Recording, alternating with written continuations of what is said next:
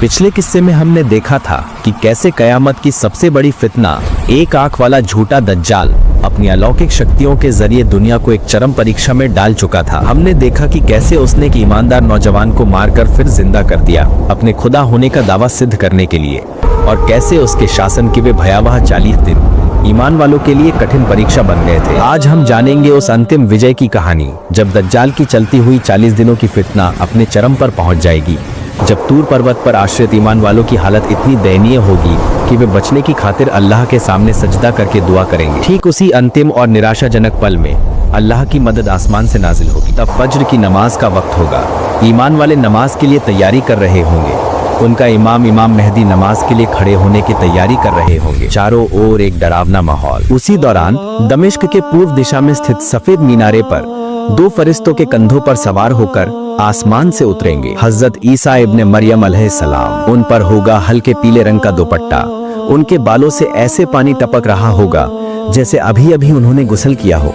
हालांकि उनके बाल गीले नहीं होंगे। उनकी नफास की खुशबू दूर तक फैलेगी, और जितनी दूर उनकी नफास जाएगी उतनी दूर तक काफिर मौत के मुंह में जाएंगे। ईमान वालों ने उन्हें देखते ही पहचान लेंगे। इमाम मेहदी उन्हें देखकर सम्मान पूर्वक इमामती की जगह से पीछे हटेंगे और हजरत ईसा अलैहिस्सलाम से नमाज का नेतृत्व करने का निवेदन करेंगे। लेकिन हजरत ईसा अलैहिस्सलाम उनके कंधे पर हाथ रखकर बड़ी विनम्रता से कहेंगे, नहीं, इस नमाज के इमाम आप ही होंगे, क्योंकि ये इस उम्मत के लिए एक विशेष सम्मान है जो अल्लाह ने दिया है। फजर की नमाज खत्म होने के बाद हजरत ईसा अलैहिस्सलाम कहेंगे, किले का दरवाजा खोल दो। दरवाजा खोला जाएगा।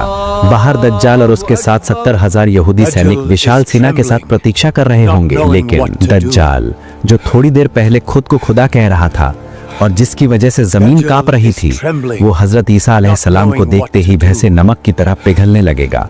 उसकी सारी गर्व, सारी अलौकिक शक्ति एक ही क्षण में खत्म हो जाएगी। वो अपनी विशाल सेना लेकर भागने की कोशिश करेगा, लेकिन हजरत ईसा अलैहिस्सलाम कहेंगे, तेरे ऊपर मेरा एक आघात बाकी है जिससे तू कभी भाग नहीं सकेगा। और ये कहकर वो मुसलमानों के साथ दज्जाल का पीछा करेंगे।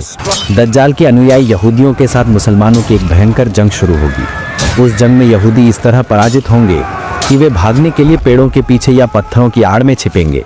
लेकिन वो पेड़ या पत्थर चीख कर मुसलमानों को बुलाएगा, है मुसलमान, मेरे पीछे एक यहूदी छिपा है, आओ उसे मार डालो। हजरत ईसा अलैहिस्सलाम दज्जाल का पीछा करते करते वर्तमान फिलिस्तीन के लुट गेट के पास पहुंचेंगे। वहां वे अपने हाथ के भाले से दज्जाल को पकड़कर मार डालेंगे।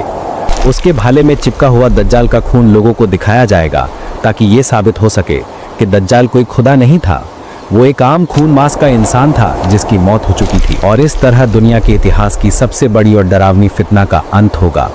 हजरत ईसा अलैहिस्सलाम की अगुवाई में धरती पर नाजिल होगी एक ऐसी शांति और बरकत। वो क्रूस तोड़ेंगे, सुकर हत्या करेंगे और जिजिया खत्म कर देंगे, जिसका अर्थ है तब इस्लाम के सिवा और कोई धर्म नहीं रहेगा। धरती से सभी प्रकार के जुल्म, अत्याचार, हिंसा, द्वेष दूर हो जाएंगे। लोगों के हाथों में इतना सचमुच का संपदा आ जाएगा कि ज़कात देने लायक कोई गरीब ना बचेगा। लेकिन ये शांति ज्यादा देर तक टिकेगी नहीं, क्योंकि दज्जाल के पतन के तुरंत बाद अल्लाह हजरत ईसा अलैहिस्सलाम के पास वही भेजेंगे और उन्हें कयामत के एक अगली और भी डरावनी निशानी के लिए तैयार रहने को कहेंगे। अल्लाह हजरत ईसा अलैहिस्सलाम से कहेंगे, हे ईसा, मैं अपने उन एक बंदों की टीम को धरती पर भेजने वाला हूँ जिनसे लड़ने की ताकत किसी में नहीं है, इसलिए तो मेरे ईमान वालों की टोली लेकर तूर पर्वत पर चले जा। लेकिन वे कौन है ये डरावनी कौम जिनसे खुद हजरत ईसा अलैहिस्सलाम भी युद्ध करने की हिम्मत नहीं पाएंगे? कौन है ये याजूज और माजूज? वे अब कहाँ हैं और कैसे वे हजारों सालों से बंधे हुए हैं? आइए आज हम लौटते हैं इतिहास की उस गहराई में। याजूज और माजूज वो हैं जो हजरत नूह अलैहिस्सलाम के पुत्र याफिस की नस्ल से निकली एक कौम। वे हमारे जैसे इंसान हैं, लेकिन उनका स्वभाव, चरित्र, कदकाठी और जीवन शैली आम इंसानों से बहुत अलग होगी।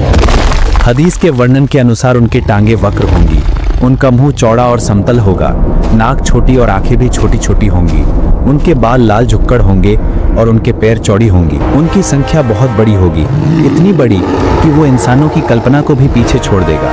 हदीस में आया है, कयामत के दिन इंसानियत में प्रति 1000 में 999 होंगे ये याजूज माजूज की नस्ल। उनकी सबसे बड़ी विशेषता ये है, वे अत्यंत निर्दयी होंगे और सब कुछ बर्बाद करने की प्रवृत्ति उनमें बहुत अधिक होगी। उनका कोई सभ्यता नहीं होगी, कोई कानून नियम नहीं होगा। उनके जीवन में एक ही उद्देश्य होगा, ध्वस्त करना, लूटना और हत्या करना। बहुत सदियों पहले अल्लाह ने धरती पर एक अत्यंत न्यायप्रिय और शक्तिशाली बादशाह भेजा था जिसका नाम था जुल्करनैन। अल्लाह ने उन्हें बड़ी शक्ति, ज्ञान और दुनिया के बिगुल पद पर यात्रा करने का विशेष माध्यम दिया था। उनके एक यात्रा के दौरान वे दो बड़ी पर्वत श्रृंखलाओं के बीच में एक जगह पहुंचे। उस दोनों पहाड़ों के बीच वाले उपत्यका में उन्होंने कुछ लोगों को देखा जो लगभग कुछ भी नहीं समझते थे। उनकी भाषा इतनी अलग और सरल थी, संकेतों और दुभाषिया के माध्यम से वे जुल्करनैन के पास एक भयानक शिकायत लेकर आए। वे रोते हुए बोले, हे महान बादशाह, हमारे इस इलाके के ठीक बगल में इन दोनों पहाड़ों के उस पार याजूज और माजूज नाम की एक जंगली कौम रहती है। वे अक्सर पहाड़ों के दरारों से हमारे इलाके में आकर हमला करते हैं और सब कुछ तबाह कर जाते हैं। वे हमारी कड़ी मेहनत की हुई फसलें नष्ट कर देते हैं, हमारे पालतू जानवर मार देते हैं और हमारे लोगों पर ऐसा अत्याचार करते हैं जो कहने लायक नहीं। हम उनके अत्याचार से त्रस्त हो चुके हैं। वे उन निराश लोगों ने बादशाह से प्रार्थना की, हम हमारी संपत्ति से आपको टैक्स देंगे। क्या कृपा करके आप हमारे और उनके बीच एक बहुत बड़ी दीवार या बांध बना सकते हैं ताकि वे कभी हमारे इलाके में आ न सके। भले हृदय के बादशाह जुल्करनैन ने उनकी व्यथा देखी और राजी हो गए, लेकिन उन्होंने कहा, मेरे पास अल्लाह ने जो ज्ञान, शक्ति और संपत्ति दी है वही मेरे लिए काफी है। तुम्हें कोई पैसा नहीं देना होगा, तुम सिर्फ अपनी मेहनत से मुझे मदद करो। इसके बाद शुरू हुआ इतिहास का एक बेहतरीन इंजीनियरिंग काम। बादशाह जुल्करनैन की हिदायत पर उन इलाकों के लोग लोहे की बड़ी बड़ी चादरें इकट्ठा करने लगे। उन चादरों से उस खुली जगह को नीचे से उठाकर पहाड़ों की चोटी तक भर दिया गया। जब लोहे की एक बहुत बड़ी दीवार तैयार हुई तब उन्होंने हिदायत दी, अब इसके चारों ओर आग जलाओ और हवाओं के लिए बड़े बड़े ब्लोअर लाओ। हजारों लोग एक साथ उस लोहा के कपड़े पर आग जलाने लगे और ब्लोअर से हवा देने लगे।